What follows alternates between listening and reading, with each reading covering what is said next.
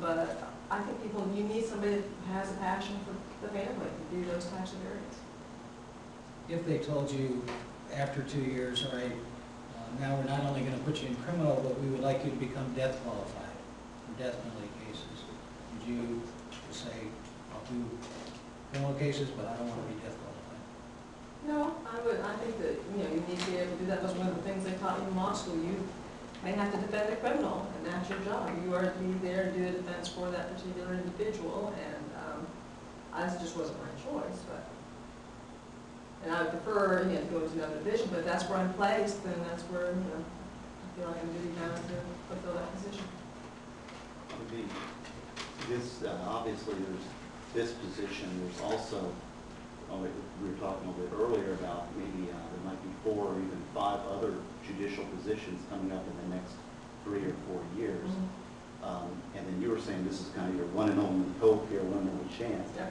And reviewing your application, and it's a pretty impressive thing. That we'd like to with good candidates to continue to apply, but basically, I mean, are you saying that you're not going to reapply, or that there's circumstances this is your one and only shot?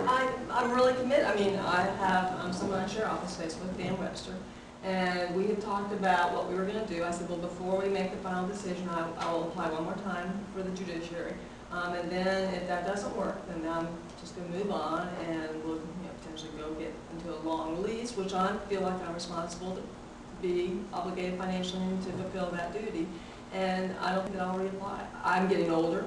I'm 55, and so I would like to be able to serve a term of 10 to 15 years. And I think this is just the right time for me to do this. And if another position opens, then the chief judge may reassign, individuals and put us in different places. So.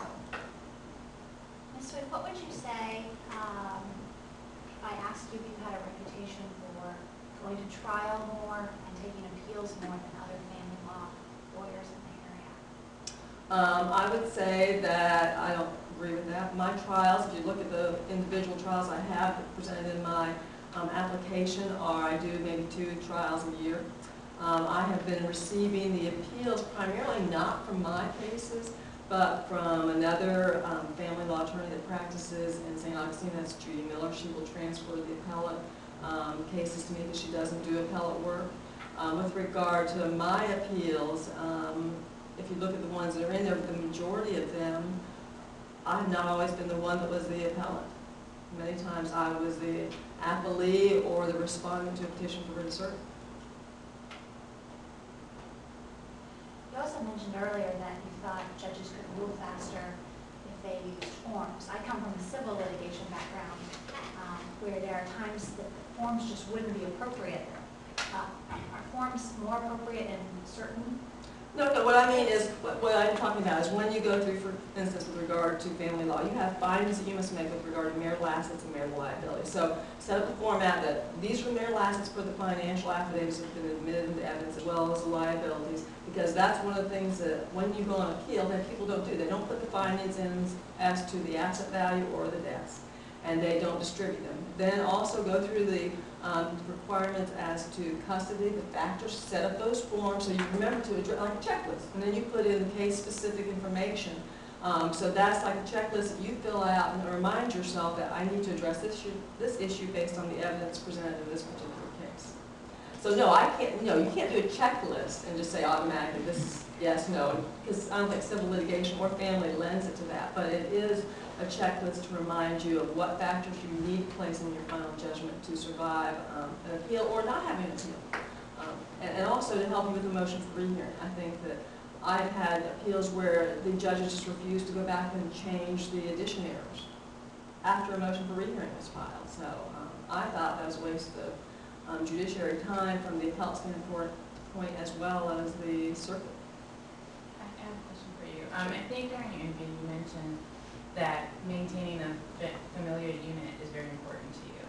Mm-hmm. In dependency cases, a lot of times we're talking about termination of parental rights. Correct. How would you address that? If I think that it's a detriment to the child to remain in the family unit and that you have a better option outside, then I would terminate the rights of those parents. There are many times that parents are just not able to parent. Because of substance abuse issues, they've been given the option to do that, and they just refuse to do so. And so, when you have an individual that is not going to be responsible for their actions and affects the child to the detriment of that child, then there is reason at times to terminate that parental relationship. Is there any middle ground in that? Well, they give them options. My understanding is to go out and from what I've seen, I've had clients that come from dependency courts and they're in there on a paternity action or divorce action to correct that. They give them a plan. They say, you know, you need to fulfill this plan. They have somebody that watches over that. So they are given the ability to turn around and to become a good parent. But if they're not willing to make that change and to try for that child, then what are you going to do? Leave that child in that? That's my question. Is there a way to divert this thing for a period of a year Yes. or two? Well, I mean, they have the right to divert it, and that's why I said to get familiar with the rules, but that would be my first option, is to do the diversion, to keep the family together, to try to get them to start being better parents and take care of that child. But sometimes you find that they're drug addicted and they just refuse to do that, or they abandon the child, and you can't leave a child in that harmful situation. A number of the commissioners are black, and people are connected with black, and so they know about Rhodey or Boys Ranch. And that seems to be an alternative for dependency, where you don't have to terminate immediately. Right. I think that's a very important decision, and not to be taken lightly, and just to say, okay, check that off your body. Have you practiced in front of a unified family court setting? No. What do you think about a unified family court? I think that would help if you have everybody, involved. I mean, if you have the dependency judge and the family law judge reviewing that, and it's kind of like doing collaborative law, or where they're trying to work for the best interest of the family. When you have participants, many times the parents are viewing themselves as the one that they need to please, not the child. And I think the best interest of the child should prevail over the desires of the parents, because they are somewhat clouded by what they think is in the child's best interest based on finances and interests. And I think a lot of times, especially in our economy these days, there are a lot of pro se litigants that would come before judges, and certainly there are a lot of new attorneys that come before judges and may not necessarily be up to speed with what they should necessarily be doing. What do you think the role of the judge is with respect to pro se litigants and or new attorneys that might not necessarily be doing proper procedure?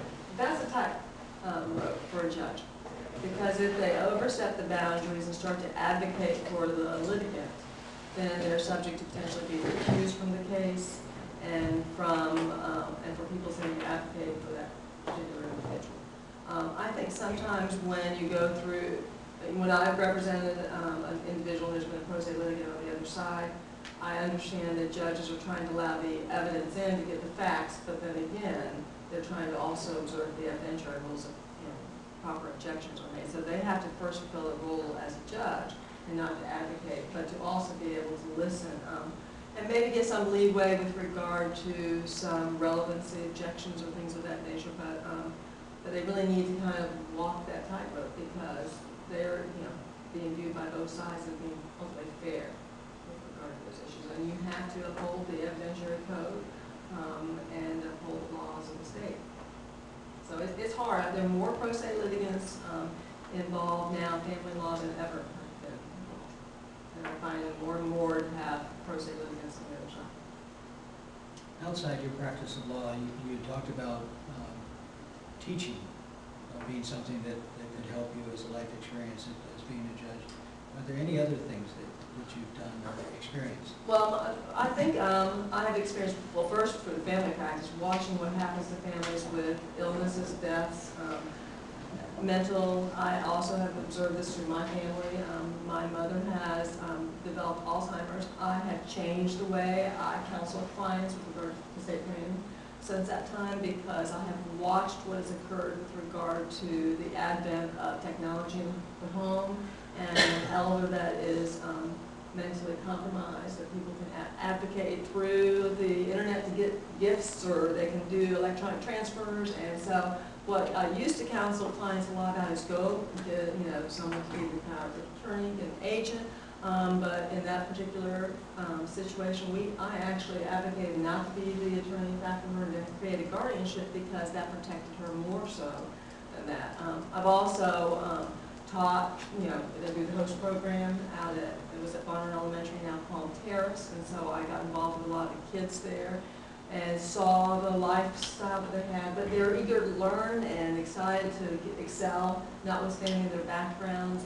They came from broken homes. I also taught Sunday school for 3rd and 4th graders, and I noticed a change when I went from the New Smyrna area over to the Ormond. There was a drastic change in the type of children that were in those arenas. The children from the New Smyrna area came from mothers that were in jail. They had grandparents that were taking care of them, or third-party custodians, and I saw a big difference in the children. That's why I say I really have a heart for the kids and how they get affected by something that's out of their control, and that would be the adults. Any other questions? Catherine, thank you very much. You're welcome.